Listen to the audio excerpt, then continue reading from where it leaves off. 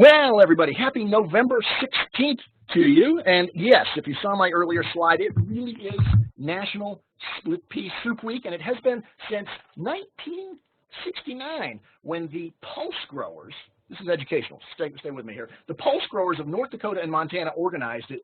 And did you know that those two states grow 79% of all the dried peas in America? And that dried peas, beans, and other dried legumes are called pulses? But that's not what this webinar is about today. That's another webinar.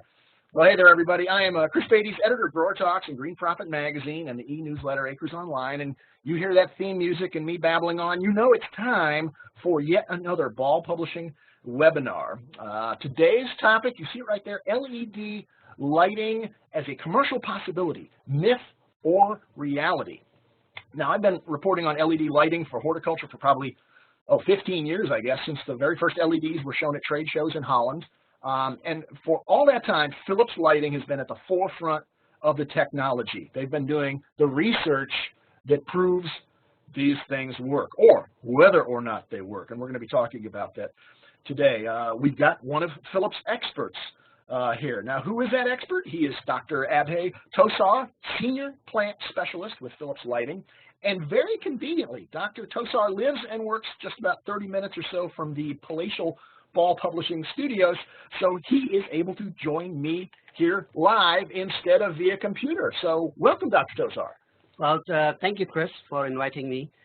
And yeah, it's been a pleasure that you invited me over here. Well, we took a good tour of the Ball facilities here as well. You saw some pretty neat seed technology. That's right. Yeah. And it was just incredible. I noticed you looking a lot at the lights that we have around here as well. Yeah, those are all, I shouldn't say that, but you need to go to the latest technology. Oh, we'll work on a retrofit there. And so he is right here with me. Who am I? Chris Beytes, editor. Well, you know me anyway. And actually, to prove we're side by side, there we are. And I would show you video of this, but we haven't quite gotten to that end of things yet anyway. So, Dr. Thosar, what is a senior plant specialist? Tell me about that. Well, the way it works is because, let me begin with the Philips is a lighting company to begin with. And it's actually, odd for a lighting company to have a plant physiologist on staff. So the way it works is Philips actually wants to work with the growers, understanding the needs for the growers, understanding the objectives of the growers, and also support the growers not just in the lighting perspective, but also holistically in the growing operation. And that's the reason they hired a plant physiologist, which was me, and that's my role as a senior plant specialist. I work closely with the growers, understanding and delivering customized solutions. Well, it makes sense because the lights are great, but it's not about the lights. It's about what the lights do for the plants. Exactly. Great. I'm glad Philips recognizes that. Light is just one of the factors, and there are many other factors that go along with the light. That's exactly right. It's an important one, though. Now, a quick note here. This is for if anybody out there is right now, and I'm not getting any messages from anyone saying, hey, oh, wait, I got one from Andy saying he can't hear any sound. Well, this is why, Andy. I hope if you can't hear me, you are reading this right now, and you can tell that you need to click on the proper audio conference menu, and then you'll be able to hear. So, Andy, I'm hoping you're reading that right because you can't hear me, right? But that's always a minor issue we deal with that way. And Barb can hear perfectly, so there you go. So we got that taken care of. Hopefully everybody, Andy and anyone else, will be able to hear. Now, if you have questions as we go along, and I trust you will, you can use the Q&A area on the right side of your screen, and we will get to them either as we go along, depending on, if you're right on topic, or we'll tackle them at the end. And if it's either too complicated or too many questions and we can't get to them all by 12:45 or 1 o'clock whenever we wrap up here, I'll give you Dr. Thosar's email address, which he answers 24/7, 365. Yeah, you're right there. So, and if you want to relive this webinar, it will be archived probably 30 minutes after we're done. Or if a customer comes in, or you have to leave, or something happens, rest assured you will be able to enjoy this again, or share it with colleagues. So I think that is everything I have. Are you all set to go, Dr. Thosar? Absolutely. All right. Well, take it away. Okay, so good morning and good afternoon to everyone. Well, I know we have everyone here from all across the United States as well as in Canada, and maybe also from other parts of the world. I'm not sure, so maybe good evening. Earlier this year, we conducted market research to gain a better understanding of what growers know about light and how growers use light and what the growers think of LEDs. So one of the questions that we asked was, for what reasons does their location not use the LEDs? And these are the results as you see on the screen. 45% of the growers are satisfied with the crop production under the current lighting system. About a third of the growers thought that the electrical savings of LEDs do not justify the cost of investment. And as you can see, more than 20% of the growers do not have a reliable information on LED lighting. So these are the kind of the answers that we got back, and which led us to think that, okay, you know, we need to go out and have such a kind of webinar, and thanks to Chris for organizing that. So before we dive into the details, let us, what we would like to do is we would like to get a quick poll of how you are currently measuring the light in your greenhouse. All right, and the way we're going to do this, don't start writing on your screen with a pen. Although that would be great technology if we could work on it. Maybe Phillips would develop something that would work that way. What I'm about to do, and I've only done this with a few polls, so I'm still kind of new at this, but we're gonna open it up right now. I'm going to open up the poll, and I want everybody to answer how you are currently measuring light in the greenhouse. You'll see the same things come up. There it is right there. Go ahead and give an answer. We'll keep it open just for a few seconds. Make sure everybody is weighing in very nicely. Maybe we should have put other in there. Like they look around and say, looks pretty bright to me. If that's your method, that's pretty much the first choice. You're really not measuring the If you have to squint, it's bright enough. Right. Well, it is nice, and as I always say, it's nice and sunny today in Chicago. That's a lot of light. Yeah, well, that's right. So I used to hear that if you can read a newspaper, that's 100-foot candles. Yeah. Well, that's pretty much what they say for any of the crops that need the night treatment. That if you are able to read the newspaper, that's enough light to invoke a photoperiodic response. So, but again, it comes down to the science. We need to measure that light. There has to be a unit. All right. Now, we're going to close the poll. We'll give you about 10 more seconds now. So, and I'm sure some of you don't have a greenhouse, so you're not measuring light, which is why you're not answering, which is perfectly fine. All right. You think we're good? All right. We're going to close the poll now. And okay. So I think while the poll is just taking there we go. Have we close. Finished up? Okay. So do you want to share those results, or are these proprietary now? We've just done it. No, we could share them for sure. All right. So the number one answer, well, other than no answer, because not everybody answered, but that's okay. The number one answer at 31% of answering participants is micromoles. 31%. Next is foot candles at 15%. Third is I don't measure at 12%. And I think it's got to be encouraging to you that 31 and 15, 46% of people, almost half people, are measuring their lights. Yep. Next is lumens or lux at 6%, and last would be watts, a few people doing watts. So does that tell you anything right off the bat? Absolutely, absolutely. It does tell me that out of the audience that we have today, I think a third of them, which is 31%, are already measuring it in micromoles, which is very encouraging. That's the stuff to use? That's exactly the stuff that needs to be used. So that tells me that a lot of the growers who are attending this webinar today are already reading into the LEDs, reading into how the measurements should be done. So I think that's great that we have that audience. So all right, so let's move on. So here are the 3 myths that we would like to talk about today and see if we are able to debunk them. So LED lighting is a commercial possibility. Number 1, when we talk to the growers, this is the most general thing that we hear about, that LED lighting is not needed because we get all the light we need. And as I was saying today, that it's being nice and sunny in Chicago, I was driving and I could see a lot of light. Looks good to you. Yeah, but that lot, it doesn't tell me anything, how many micromoles. And you're not a plant either. Exactly. So those are the things that we are going to talk about. The next is LEDs will not improve the quality of my crops. Okay, that's also something that comes up pretty often. And the very important thing, LEDs are too expensive. Well, now what do we do about that?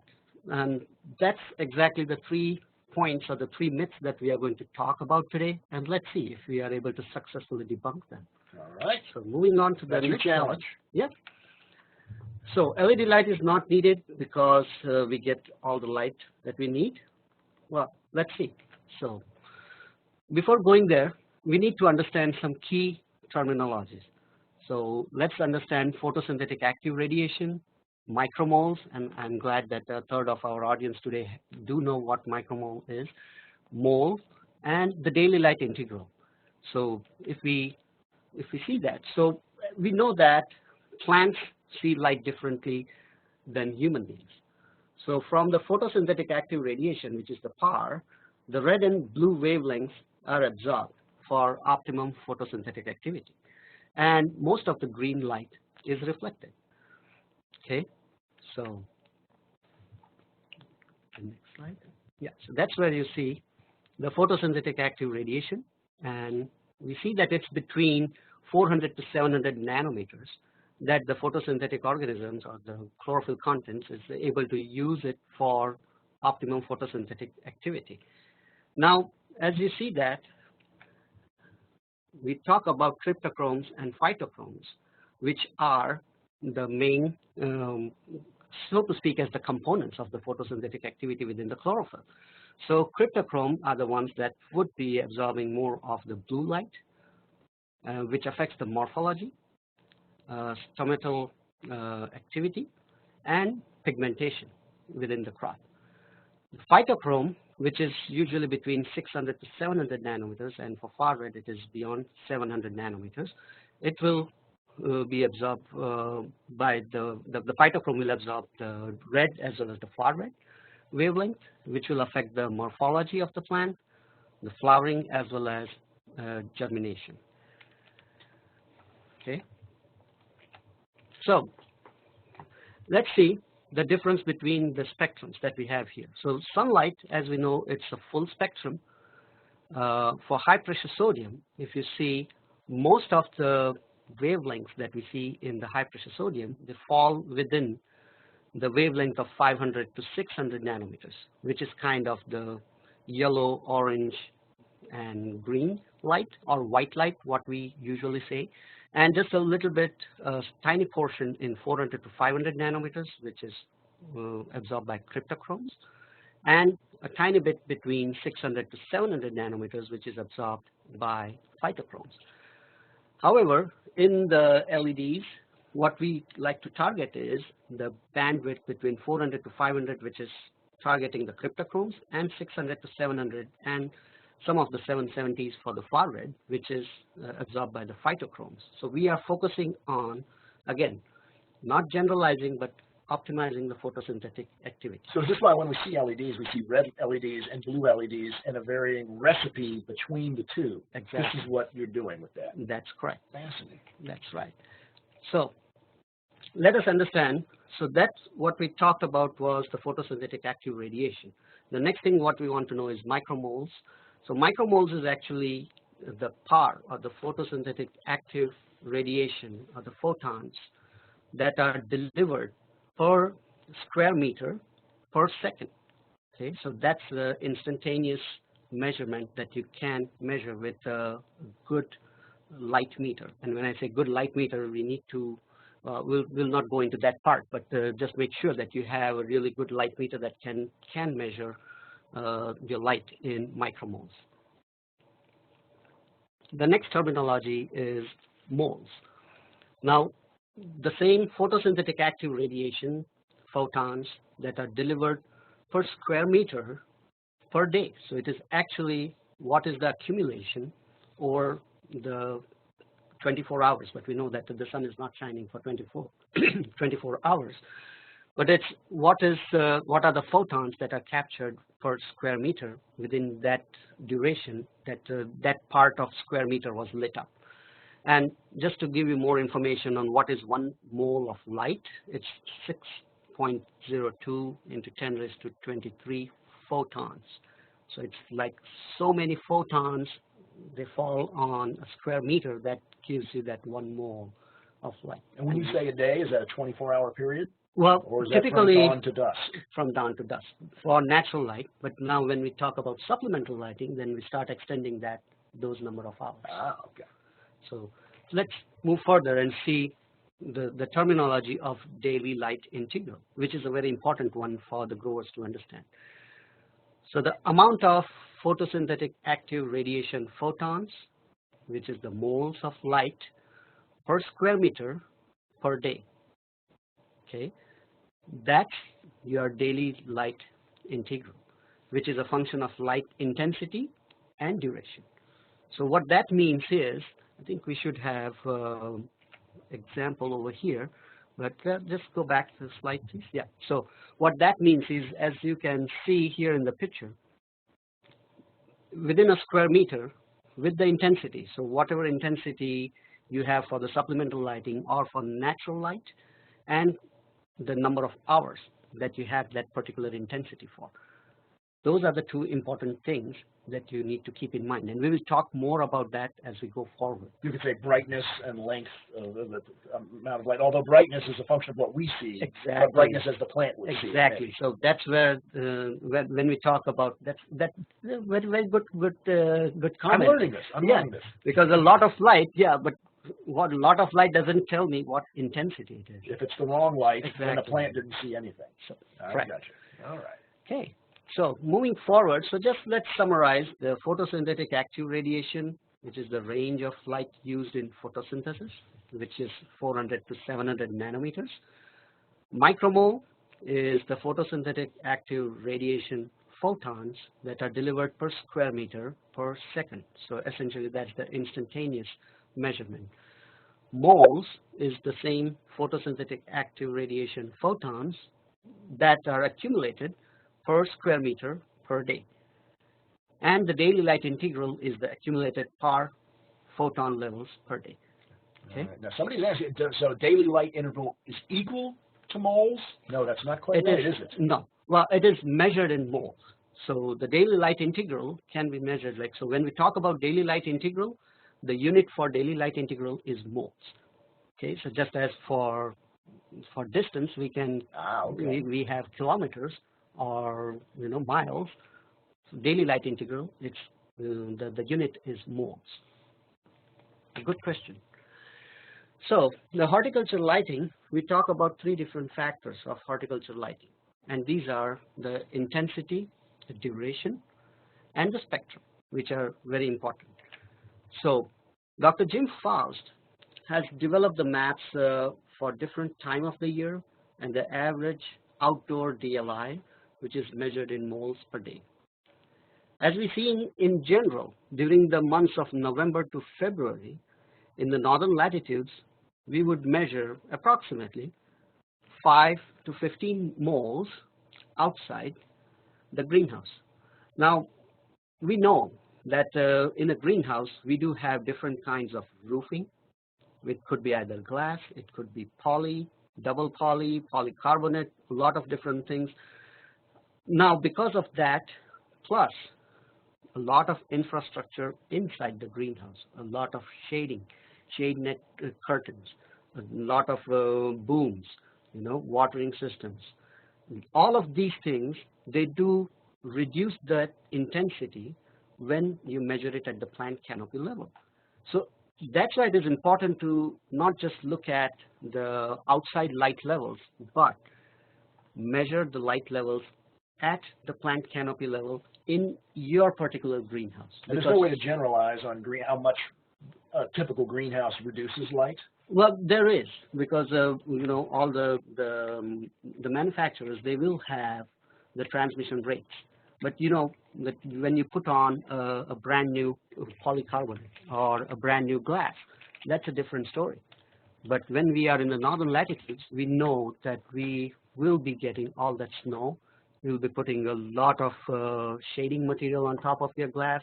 You wash it off, but all the dust. So there are so many factors that you begin with, say, for example, say 90% transmission. Most of the growers, I'm pretty sure they must be nodding their heads right now. Well, it never is 90% once you start using that glass or poly or polycarbonate. It just reduces from that point on.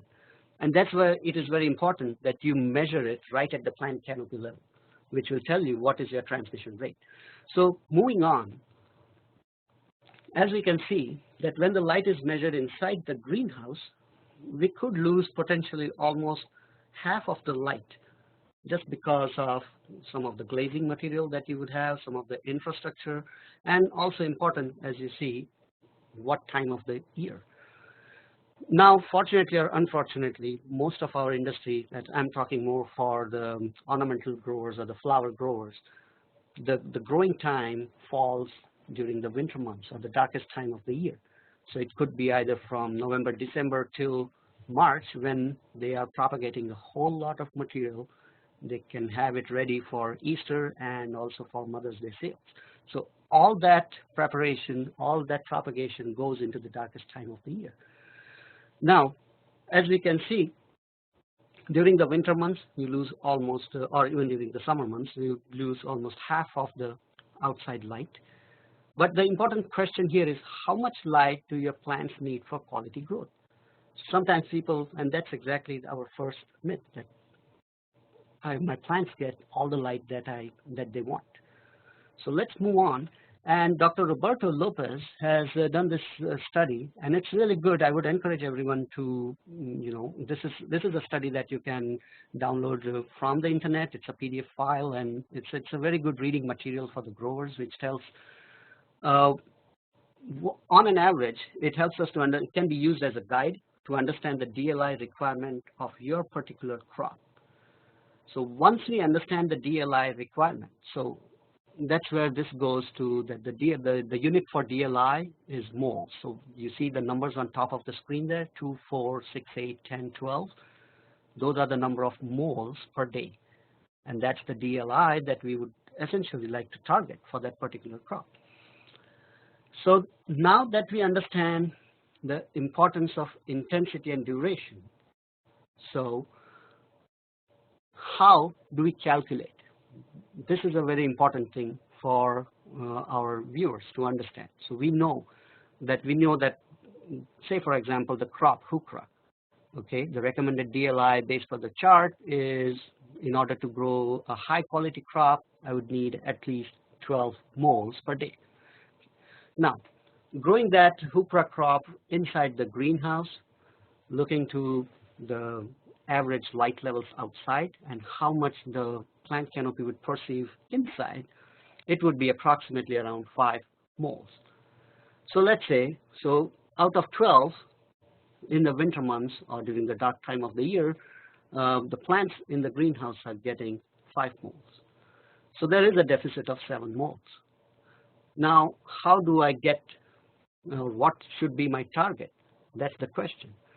So there is a very easy equation, and I would encourage everyone to note down this equation, because that's something that we would be using it in our day-to-day life to understand what light levels we would need to target. Are these light levels enough? So let me walk you through. So the target moles per day, which is 7 moles, times 1,000,000, because what we are doing is we are using micromoles. So looking to that unit, that's where the million comes in from. Gotcha. The number of seconds in an hour. Again, we are talking about how many number of hours you're going to run the lights for, and each hour has 3,600 seconds. That's where the 3,600 number comes in from. And the number of lighting hours. Now this will be decided by the grower depending on what kind of a crop they have in the greenhouse. That's the arbitrary number. You've put 18 there You could do You 12, could do 12, 24, exactly. 16, whatever you Absolutely. want to do it. Absolutely. So the number 7, which is the deficit, which depending on where you are located, what geographic location, that will determine, and the crop will determine what's your deficit. So that number 7 is a variable number, and 18, which is the number of lighting hours, is a variable number depending on the crop. So it's a simple math that you can do, and based on that, it tells us that if I have to supplement 7 moles, then I would need at least 100 micromoles per meter square per second. So that tells me, okay, this is the light intensity that I need, not just a lot of light. You know, now you know the difference, Chris? So now you can go in with your nice meter that Exactly. measures micromoles Exactly. and determine, am I getting enough light, and Correct. giving it to them 18 hours a day. Correct. Because that's the number you punched Exactly. in. And you can So, change the variable. If you're getting right. 150 because you have really good supplemental Right. light or whatever, Yep. then you can use few hours. That's true. I got it. Okay. That's true. So now, instead of saying a lot of light, now the growers can talk education. Like they can talk well, saying, now I have at least 108 micromoles, and I'm running it for 18 hours. So now my plants are getting enough light or sufficient light that they need for the propagation. Okay, so let's talk about the spectrum. So we talked about the intensity and duration. We understood that. I think everything is clear. And if someone has any questions about the intensity and duration, I think please use the chat box and send us your questions so that I can address them. Now, for the spectrum, what we would do is, I would not talk more about spectrum right now because our industry is show me, right? That's our industry. It's horticulture. You show me, and that's something that the growers like to see. That you show me what's the difference between running a high pressure sodium and running a narrow bandwidth of blue and deep red. And these folks have heard a lot of talk about LEDs. Exactly, exactly. So they want to see what it does to the plants. So I'll not talk about the spectrum, but I'll show you about spectrum. So just summarize it quickly for the intensity. What the intensity effects on the plant is mostly for the root and shoot growth, for the branching. The duration, it's mostly, you know, photoperiodic lighting, whether it's a short day, long day, or day neutral plant, flowering and dormancy. And spectrum, it affects on the stem extension and flowering. Okay, so the first myth that we had, LED lighting is not needed because we get all the light that we need. I think we have busted that myth because we talked about the intensity, we talked about the duration. So if we look back, the plants are not getting enough intensity, enough duration during the winter months to fulfill the quota of light that they need for getting a good growth. Okay, so let's move on to the next myth. LEDs will not improve the quality of my crops, and that's where I'll show you more about what effect the spectrum has on the growth of the plants. So what we did was, these are all the real examples of the real trials that we conducted. Grower A, we did that trial. That's a grower in the New England area. We did unrooted cuttings as well as some seeded. And it was a 5-week crop, the pictures that you would see, and it was planted in week 51. Okay, so that's the darkest time of the year. Most of the people would know where New England is. You know, what are the light conditions at the time of the year, like week 51. So if you see in the graph, the red line, or the red line on the graph, it shows that that's the DLI inside at the crop canopy level. The recommended DLI is the green line. And as you can see, week 51, it's right, say in the month of December. Yeah.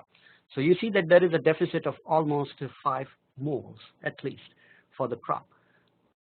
So based on this information, what we did was we did these trials.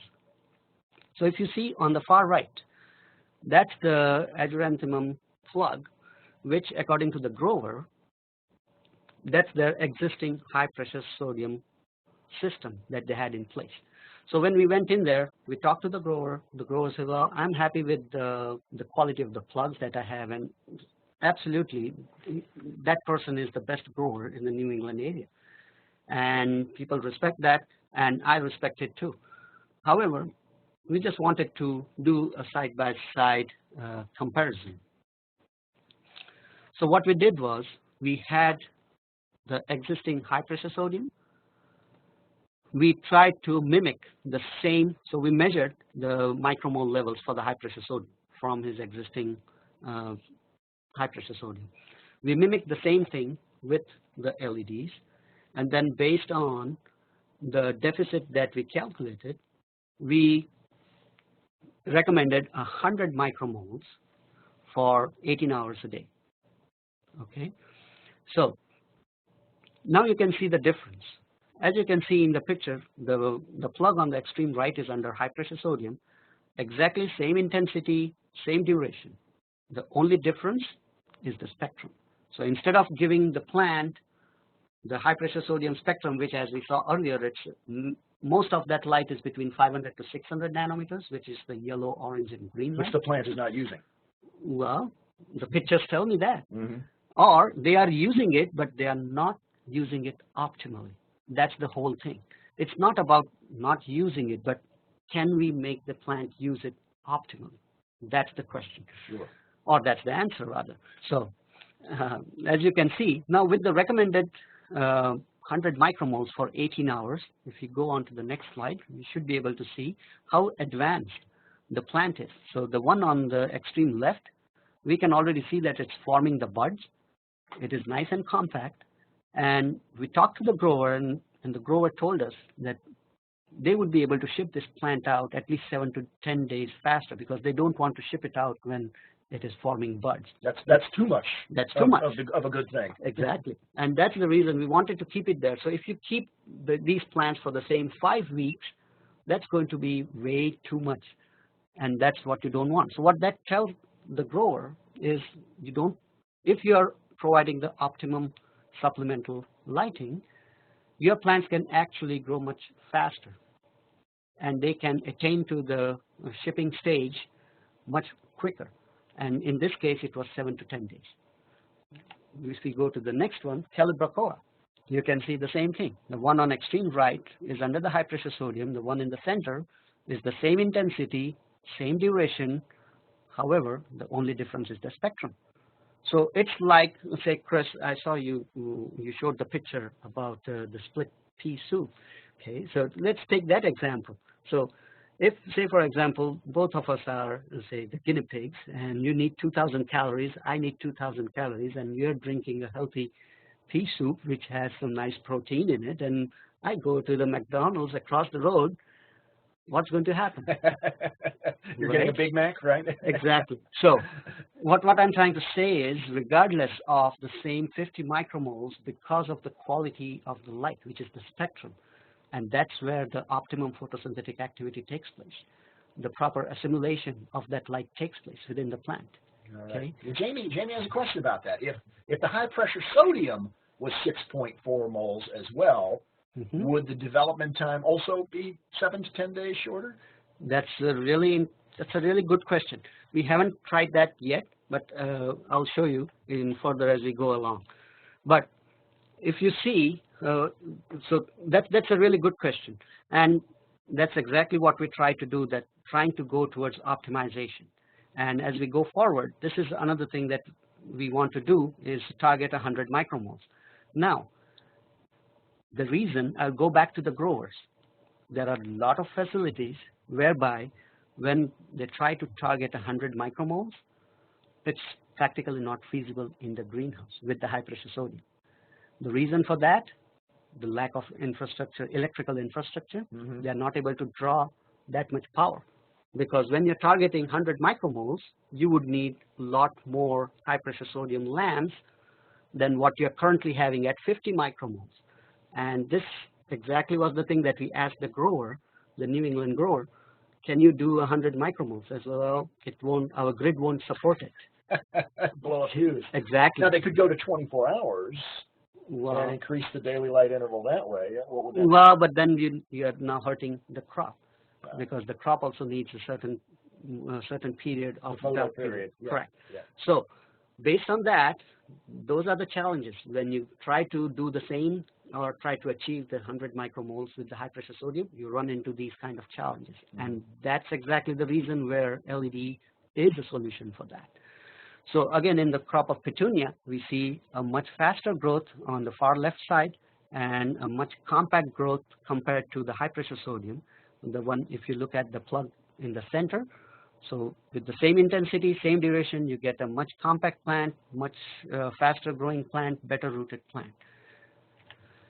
The same thing again with the New Guinea impatiens. So it is not just one cultivar or one species. We try to do it all across the board and try to cover as many as we could. So again, I don't want to repeat myself. We did another trial with grower B in the Michigan area, where we did the seeds and unrooted cuttings. Now, again, this crop was planted in week 2.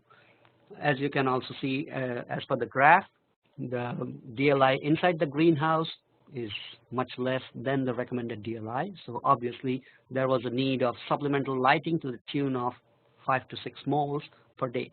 Now, the objective of this grower was different. They wanted to have the plants ready for the show that comes up in February or late February. And being a perennial grower, they wanted to have these plants nice flowering, looking as per the catalog. A finished plant, a finished not plant. A young plant, a minor. And to get that finished plant whereby it looked as per the picture in the catalog in the month of February, you tell me that in Michigan. So that was you took that on as a challenge, I guess. Exactly, and that was a big challenge for us. And we said, okay, let's try it. And if we have everything, if we have done our homework correct, it should work out. So let's see. I think this is a different slide that we're talking about. So let's go back. Let's go back one more. Back.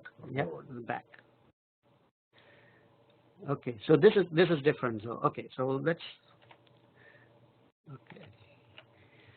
So this was different. So sorry. We're still on young plants. We're still on young plants. Are coming up. They're coming okay. up. Okay. Sorry about that. So this is a geranium plant whereby, again, if you compare 80 micromoles for 18 hours a day, you can see a much better pigmentation on the leaf of the geranium plants. However, you see the cartilaginary leaves are turning yellow. But why? Because they were trying to support the faster growing newer leaves. So we could see that the growth was much faster in this geranium crop. If you go to the next slide, you would also see that in begonia, there's a much better rooting. And in fact, the rooting was 7 to 10 days faster than the other crop that was grown under high pressure sodium. Okay. Now, the other light-loving crop is dianthus. It does love the light. So you throw as much light as you can and it will readily take that. However, the quality of light that the plant would take in, that makes a big difference. So going back to your 2,000 calories of a protein-rich diet and my 2,000 calories of junk food. Exactly. So that's the difference. So if you see the dianthus plugs, that tells the whole story. It's a nice compact plug, a much better lateral branching, a much better rooting, and a much faster growth. And these are again grown under commercial situations, right out of their production, exactly. Not in your lab or nope. something. Nope. Yeah, that makes a big difference. And the most important thing is all the environmental conditions were the same. Even if they applied PGR or if they did not apply, in this case they did not apply any PGRs. So no PGRs were applied or plant growth regulators were applied. All the nutrition management, irrigation was exactly the same for both the treatments. So if we move on, so that's the other grower that we talked about in Michigan. That's the reason I got real confused. quickly for Willie and everybody else, remind us again, what is the LED spectrum? Okay, the one that we targeted here is blue, which is between 400 to 500 nanometers, and deep red, which is between 600 to 700 nanometers. All right, so that's what the LED is providing. That's the exactly. HPS is not. Well, it is not to the extent. Not to the extent. That's okay. correct. All right, go ahead. Okay, so if we go on to the next slide, we can see that. So these are the coreopsis plant grown under LEDs. And again, the same intensity, same duration, same growing conditions, only difference is the spectrum. This is the story where you were shooting for quality finished plants for exactly. catalog right, purposes. Right. So these are the pictures that will resemble the catalogs that the growers would have for this particular plant. The next one, sedum. You can see a nice compact plant there. Sedum firecracker. Now, just I'd like to talk about, this is the color that usually you would get in the month of July or August if you have a sedum firecracker in your garden and you're, say, in Chicago. Like even at Ball Horticulture, you might have these around and you should be able to see that. But that color, you won't get that till July or August. I was just at probably the world's biggest succulent grower yesterday in California. Under their light intensity, that's what you expect to see out there. Correct. Not from a Michigan. And that too in February. In February. So that was pretty remarkable, yeah. And also, if you see, compare it with the high pressure sodium, you see in the center, it's quite empty. Whereas for the LEDs, it's a nice full plant. So these are the kind of benefits. So not just the commercial facilities, we also work with the university research facility. We worked on basil, did supplemental lighting, and the basil was planted in week 6. And the results that we saw for basil was, as you can see, 25% more yield compared to the high pressure sodium. So all the growing conditions were exactly the same. The intensity, the duration was exactly the same. The difference was the spectrum. So if we move on, there was another lettuce grower, and in the Midwest, you can see the difference again with the LEDs versus the high pressure sodium. So that's what I wanted to show, that instead of talking about the spectrum, these pictures really tell you that the spectrum is something that the plants can optimally make the use of in assimilating the products. Now, now Joe has a really good question. We've been talking about the Midwest, about Michigan, about New England. He's asking, is the LED spectrum benefits mostly valuable only for these northern growers? What if you're below the Mason-Dixon? Well, very good question. Excellent question. No, why Joe asked it. Well, yeah, absolutely. Thank you, Joe. So it does affect in a lot of different areas, like even in the southern states, say, for example, in Florida, in California. You can still be able to use that spectrum because if we talk about winter months, your plants are still not getting the complete duration of sunlight that they would need for the winter months.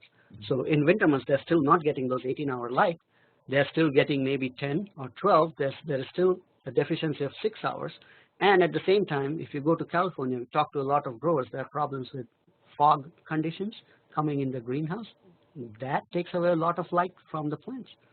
So those are the kind of situations whereby the LEDs can certainly be applied and will be a good solution. So if you wonder for your own facility, you need that light meter, you need to run those calculations. Absolutely. And you can determine, yes, I am far enough south, and maybe I'm in Central America, top of a mountain, and yes, I'm getting all the moles I need 365 days a year. Correct. That person doesn't need LEDs. Correct. All right. Okay, so the LEDs will not improve the quality of my crops. That's a myth. I think you busted that one. That's true.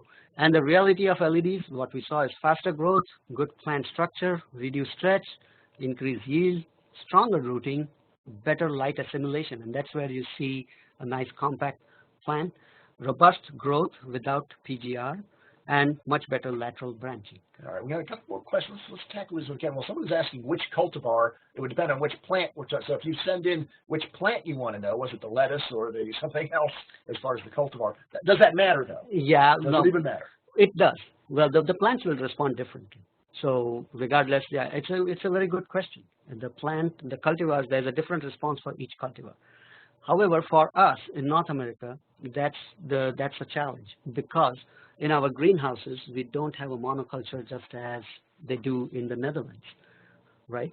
It's kind of, if you walk into a greenhouse, you would run into hundreds, if not thousands of cultivars that are grown in the same greenhouse. In pretty general terms anyway on the benefit. Oh, it's basil, right, which is often done as a monoculture. Right, right. So, do you know the variety? Not off the top of my head. I'm sorry, not right. There aren't that many of them out there, though, at least for commercial purposes. Right. Growing a greenhouse. And then let's see. Debbie wants to know: do the plants have a different chemical profile when they're grown under LED or sunlight or high pressure sodium? Yeah. We'll talk about that later. Okay. We'll take that later. And Ron wants to know about light meters. We'll talk about that one at the end. Yeah, the recommendation for light meters I would just say that there's a question that do you have a recommendation on light meters? Well, Philips does not sell any light meters, so to speak. So I don't want to be a salesman for any of the companies that I would talk about. But we usually use a light meter either from Lycor. That's a good light meter to have in the greenhouse. So I definitely what do you think you recommend need that. to spend on a light meter? No, you're getting a good one. Well, there's a range, but anywhere between $1,000 to $1,500 could get you a decent light meter that you could use, and which could actually measure the different wavelengths. It seems like a lot, but when you talk about, I mean, this is the crop is your livelihood, It and is. you see the vast difference there. Right. Yeah. So let's move on to the. Speaking of expensive. Right. LEDs are too expensive. Okay. So let's look into that. So what we see here is, or what I would like to walk you through, the calculation on return on investment, because this is a very important question that most of the growers have. That yeah, I am interested. I know what the LEDs do. However, they are too expensive. I'm not going to get it back out of my crop based Correct. on what I can sell my crop for. Exactly. So that's where number one is we need to understand the grower objectives, because those are the ones that would determine what kind of intensity, what's the duration, and the spectrum that you would need. Also the crop type, and important is the geographic location, time of the year. So these are all the factors that the growers need to consider. Average natural light outside versus inside. Supplemental light needs based on DLI. Again, this is going back referring to the chart from Dr. Roberto Lopez. Dimensions of the growing area, and the cost of the kilowatt hour electrical consumption. So when we do the calculation on return on investment, we don't talk about any of the other benefits that we just saw, that your crop time is faster, you are saving on TGRs or labor. We don't talk about that. Let us do a simple mathematical calculation based on the cost of electrical consumption. Just that. Just that. All and right. let's see whether it is feasible. And that's why we have the apple and oranges. I noticed, I'll put those back. I wondered, why the fruits? Because you're growing these under LEDs? No. No. We don't want to compare apples to oranges That's here. right. You got it, Chris. I'm paying attention. Yes. So let's see. So this is a kind of a model case study that we did, which is again going back to the Michigan area. Annuals or perennials was the crop, the geographic location, Michigan. Growing period, November to March, 10 to 12 moles of light per day is the recommended DLI. Outside light is 8 to 10 moles, as we saw earlier. Inside, your crop is getting only 4 to 5 moles. So the deficiency, 5 to 6 moles per day. Now we went through this equation, so it's good that it's kind of a refresher for whoever joined later. So that's the equation that you want to use, and would like to know what is my target micromoles. So that gives us that in order to provide that 5 to 6 moles per day, that grower would need at least a supplemental light of 80 micromoles. Now how do we achieve that? So what we do is, this is typical for, or should be typical I should say, for any lighting company to provide to the grower, which I think the grower should demand, because this tells us, or this tells the grower what kind of distribution they are going to get under different lighting sources. So say for example here, with the 600 watt high pressure sodium, it would need 51 fixtures. For 1000 watt, 30 fixtures will provide them the 80 micromoles. If you want to go with LEDs, you would need 60 fixtures. So all of a sudden we say, wow, that's quite a lot of fixtures of LEDs, and times whatever is the dollar value, it's going to be a lot of investment. Let's see. So the number of fixtures we already know, we talked about that based on the light levels or the lighting layout. So 51 for 600 watt, 30 for 1000 watt, and 60 for LED top lights. The energy consumption, this is pretty much standard, which is printed by most of the electrical providers. Philips does that. So you would know what is the consumption for your fixture.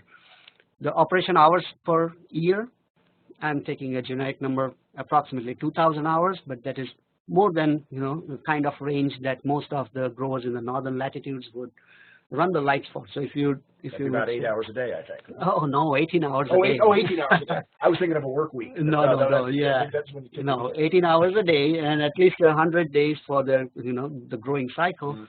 It's 1,800 hours right there. Okay. So that's the reason I rounded it off to 2,000 hours in general.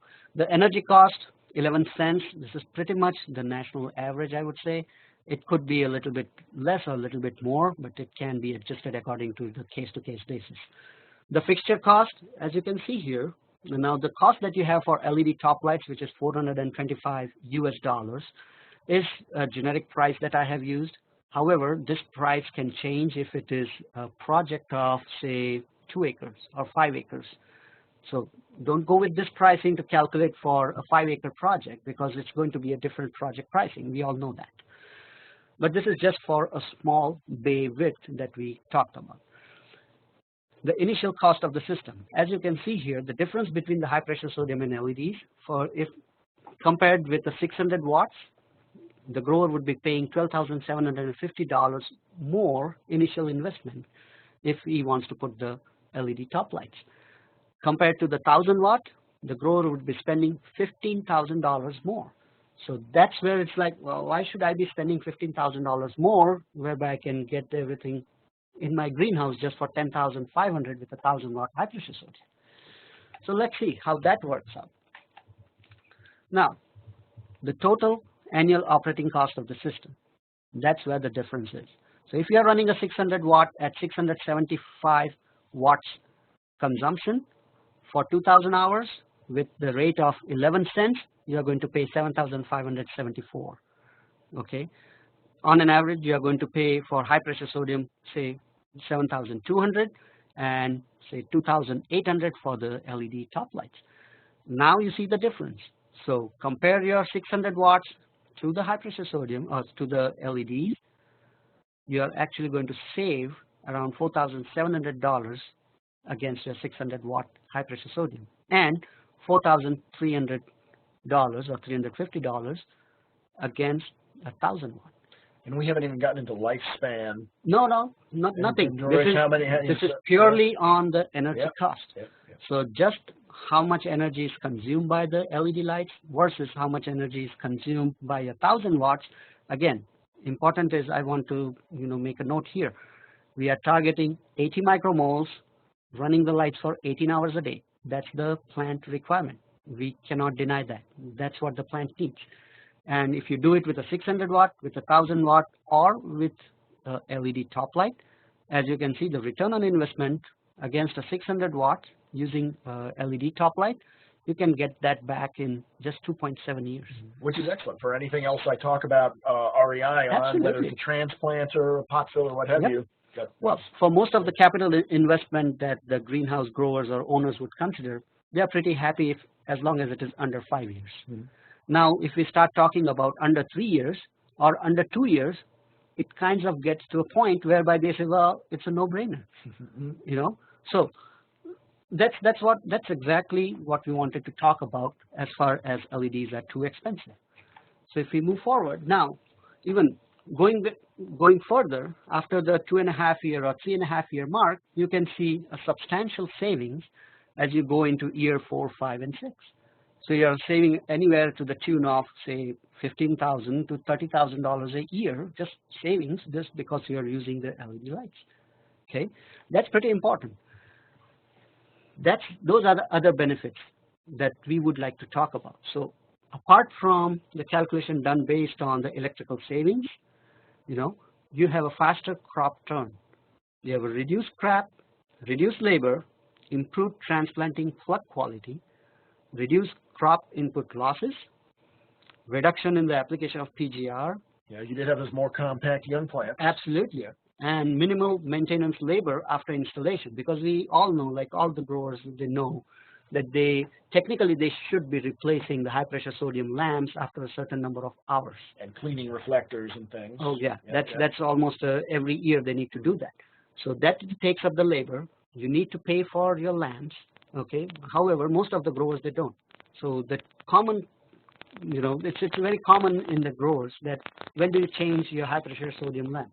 Well, when it gets burnt up. When it burns out. Absolutely. till then they're not going to change it, which is not correct, because the plants are not getting the correct intensity, not getting the correct spectrum. You don't need to worry about that when you go with the Philips LED. The reason for that is, we'll see what are the other benefits. So before that, we'll see that LEDs are too expensive. So do you think, Chris, that we busted this myth? Yeah, absolutely. And unless they come down in price drastically in the last 5 years. So the last time a grower looked at them in a trade show, was talking to somebody or whatever, and they got a quote, it might have been twice that high. Because there's been a lot of technological advances, a lot of ways to make it easier to install. So I would like to say, and absolutely on the same point, like when we talk to many of the researchers or growers and even leaders in the industry, the common norm is around 8 to 10 times more expensive, or even 5 times more expensive. What we just showed. Some of the ceramics, C-SPAN, static, efficiency, some people say, I don't know, change anything. So, bear with us. We're coming through okay. Terrible feedback. Well, I think it's going to only be the internet. And that's nothing's changed on our end. You ever messed with that? No. My office causing problems. So going back to the LEDs that we expensive, but it's a myth. It's a myth which we just debunked. They're not expensive. We can get a return on investment anywhere between 2.5 to 2.5 years, for sure. And faster payback and ROI, so faster cross production. What are the other benefits? It's a very slim profile. There's less shading in the greenhouse. Important thing is it is passively cooled. It doesn't have any of the moving parts in the lamp. It is just one single unit. It's plug and play. Easy wiring for the high pressure sodium is suitable for LEDs. So whatever existing wiring that you have in the greenhouse, you can utilize the same wiring, because actually it has been over-engineered for your 600 watt or 1000 watt high pressure sodium. You can easily use the same wiring, or with minimal addition, you can have the LEDs installed. A very long lifetime, 50,000 plus hours, and even after 50,000 hours, you're still getting at least 70% of the LEDs. Well, all right. Well, we've gotten people saying where sound is better. If the sound was bad, we're good now. And again, the internet technology is the only thing I can credit. However, well, we will see if the recording is nice and clear or not.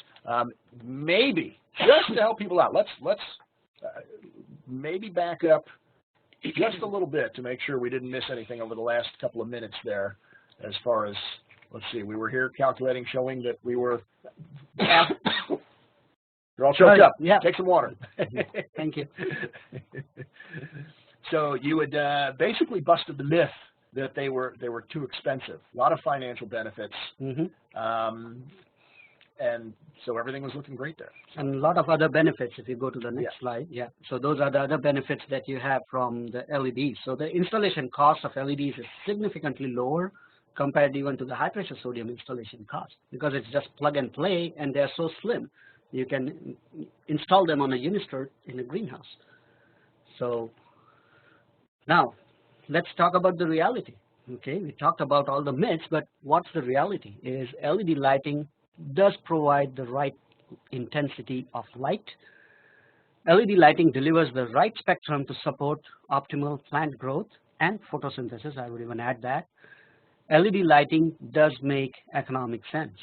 Okay, so those are the realities when we talk about the myths earlier, and these being the realities. So, are we getting any more questions? Yeah, we're still good. We're still good here.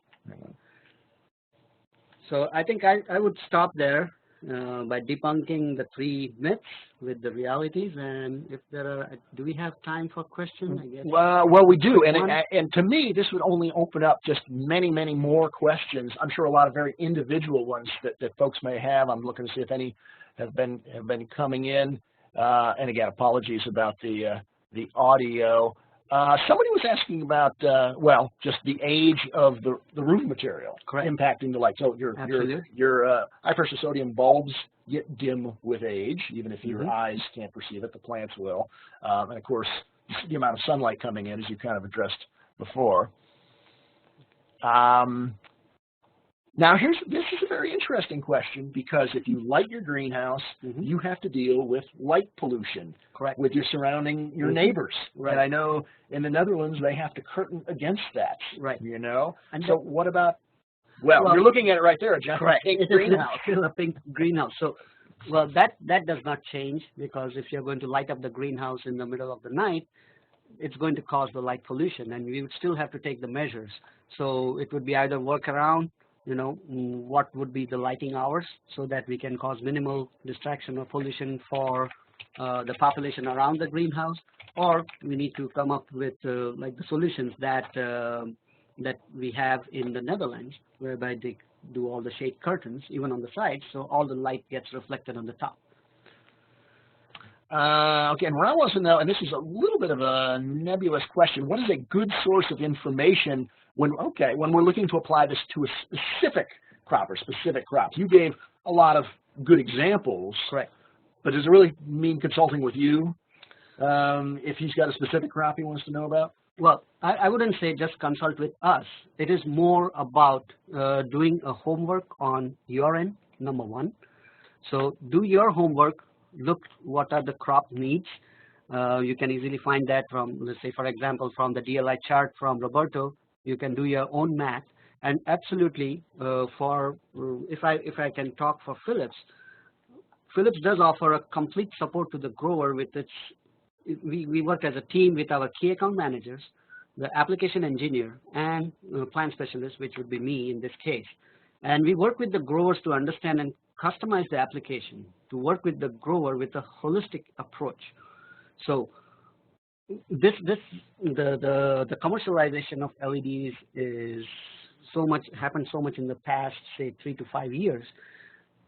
It's kind of hard to capture everything and do, as I mentioned, we are working with like hundreds or if not thousands of cultivars. So we are trying to juggle ourselves and trying to first work with some of the cultivars that are commercially important. So we are coming up with all these information that we would be able to share. And it's ongoing. This is really, I won't say it's in its infancy, but it's still early days in LEDs. But everything so far looks tremendous. Yeah. And the important thing is you can never get a generalized information for your own greenhouse, because each greenhouse is different. Right? So that's the reason we definitely encourage for the customized solutions for each greenhouse. When you think about high pressure sodium, though, nobody asked for evidence early on about how is it going to work on my crop. We needed lights. That's what was available. We hung them up there, and we've been happy with them for 50 years or more. But it's important to know that those lights, even most of them are from Philips, those are actually designed for the human eye. They were mostly for, lighting up the parking lots in the middle of the night so that we can walk to our car or we can see each other clearly in a parking lot. Now, some of the growers decide, well, let's bring these lights in the greenhouse and light up the plants. But the plants, well, they were kind of wondering and saying, well, you humans, you just think about yourself because you don't think about us anymore. But now, as you can see, that they are responding to that narrow wavelength. And now, because of the LED availability, that's why we're able to do this research you're doing on just how it impacts stuff. Now, here's one crop that there has been a lot of research, maybe more than any others, tomatoes. Andy's asking, is there LED lighting to do a full crop of hydroponic tomatoes? There absolutely is, and it's combining top lighting and now interlighting. Interlighting, that's absolutely right. So if if you're asking for any of the North American, I think we do have a couple of locations where we have installations for LEDs in tomatoes. However, in Netherlands, there's absolutely, you can use the top lights as well as the interlights, and it's a full LED solution for tomatoes, for cucumbers. And they've really got the recipes. They really got the recipe nailed down. Yeah. So you're kind of lucky there. Now, okay, we've talked a lot about high pressure sodium. What about fluorescent? Cheaper than LED, more efficient than high pressure sodium, but is it giving the plant the light it wants. Correct. So that's again going back to the basics of intensity. You know, you can run the fluorescent tubes like we are sitting in your office, but if I measure it here, for our human eye, it's nice and bright. For the plant, it's not. Yeah, you notice there are no plants in my office whatsoever. They would not you like need it. some. You need some. I need some LEDs is what I need. Now, do LEDs, Willie wants to know, do they lose intensity over time like the high-pressure sodiums do? Yeah, and that's what I mentioned earlier with the 50,000 hours, that even after 50,000 hours, they are going to have at least 70% of the intensity. So they do reduce they lose the intensity over a period of time over the number of hours. And at your equations, that's 25 years. Well, right? 2,000 hours exactly. a year. Yeah, it's so if you install it now, you're good for next 25 years. So. Right. And then another question, and the reason I don't have LEDs in my office, at least not blue and red ones, is the working environment. It's I've been in it. The working, yeah. Okay, no, that's a really good question, because we get that question a lot. That working under the pink light. Yeah. Now, now he's actually asking two questions. The working environment. We'll address that one first. Right. For the humans. Right. And so for the humans, the way it works is we are talking about, number one, it's a supplemental lighting. So it's not a sole source lighting situation like in an office, a closed room where there is no natural light. Okay. When we're talking about supplemental lighting, you do get the natural light in the greenhouse. And when you get the natural light in the greenhouse, that pink hue, it gets dispersed pretty quickly. It does not bother you when you're working under the pink light. Now, in order to overcome that, we also have a module which has like a little bit of white light, which I would say, which is the orange, green, and yellow spectrum. But it is just a phosphorus coating on the blue LEDs so that it shines white. When we put those lights in the greenhouse, we have that complete installation at Colorado State University. The whole greenhouse, the new greenhouse that they have, is completely outfitted with the deep red white LEDs. If you stand underneath, you can still look at the plants. They look green to you. And you can still make your observations, whether it is for disease, pest, or the plant health. You can absolutely work under those lights, and it does not cause any dizziness, no problem. Would that become more standard, do you think, to sell lights that provide the spectrum the plants want, but the visible light that the workers need? Yeah, no, that will depend upon the grower as well as the crop requirements. So it cannot be generalized, but at the same time, we do have that in our catalog just to facilitate if it's a need for a particular. And that was the second part of his question was, does it make it harder to assess plant health? You go in there and everything looks purple. Right. It makes it tougher to identify. Yeah, absolutely. If you go in the middle of the night, if you have deep red blue, you're going to see the plants are not going to look green. They would look kind of black, and you won't be able to make any judgments on the plants. Yeah. But yeah, I don't know how many of the growers would go in the middle of the night to assess the plants when it is supplemental lighting. Good point. Obviously, he's a diehard grower. In the middle of the night, he wants to know how his plants are. Do you have any information at all on pest or insect or disease and LEDs? Well, some research has been going on using the different wavelengths, especially the red and the blues, and how the insects respond under those lights. I mean, if it's attracting them, white flies from 10 miles away. No, it's actually not. It's actually not. It was like one of the research was not done by Philips, but a third party. It was done, and actually the white fly was not able to locate the host, which is the leaf of the plant, when the plants were under the blue and red light, because it did not see the green light or the green leaf. So. All right, and here's one more. We're going to take one more technical question, but then we're pretty much over time. This is from Paul. For propagation, what % red versus blue should be used? And also, what about using LED in tissue culture production? That's a really good question, Paul. We do have a lot of applications in China, as you know. China is like a hub of tissue culture plants.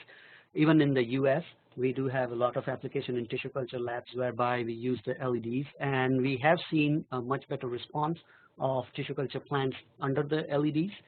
As far as with regards to the percentage of red versus blue, it could differ based on the plant. As I said, we are working through hundreds, if not thousands of cultivars, so we need to find kind of a one-size-fits-all. So it would be difficult to dial down to say 7% blue or 17% blue, you know, and the rest is red. That would be difficult. And it is easy to do that if it's a monoculture, but not in situations that we are in, whereby we grow thousands of cultivars under one greenhouse. Right. Well, there were a few other good questions. I apologize we can't get to them. However, type them into this email address, abhay.tosar@phillips.com. With a single L. With a single L. That's right. I checked the I spelled that. Yes, I did get it that way when I put it in there. So that's good. And he'll gladly tackle your questions, because I can tell you have a lot more very good questions. It's been fascinating. Now, again, my apologies for the sound. It's when you deal with this modern technology, sometimes those things happen. I hope we sort of covered the area that went a little bit wonky for you. Of course, it sounded beautiful to me because I've got Dr. Thosar 2 feet away from my ear. But you can go to the archive, probably within the next half hour, 45 minutes, and watch the webinar again. In fact, I'm going to do that to hear what went funny with the audio. So sure. It's something we could fix. But share that with your colleagues or whoever, and then you can go back to some of those details on the light, etc. And that's where you find all of our other webinar archives. It's the same place you signed up for the webinar, so you should be knowing this address by now. And so with that, I want to thank Dr. Thosar for coming out to the offices today. We had a good tour. You'd stick around for lunch, but you said you're leaving for India. Yeah. It's tomorrow? Yeah, you're tomorrow. leaving? Yeah. So you better go get packed. Yeah. But, well, thank you very much, Chris, for inviting me. And yeah, it's been a pleasure. We'll do it again, and we'll go in depth on some of these crops. But that said, for Dr. Thosar and all the folks at Phillips Lighting, and for all my my peeps here at Ball Publishing who keep things moving so I can do webinars like this, this is Chris Beytes saying so long, everybody.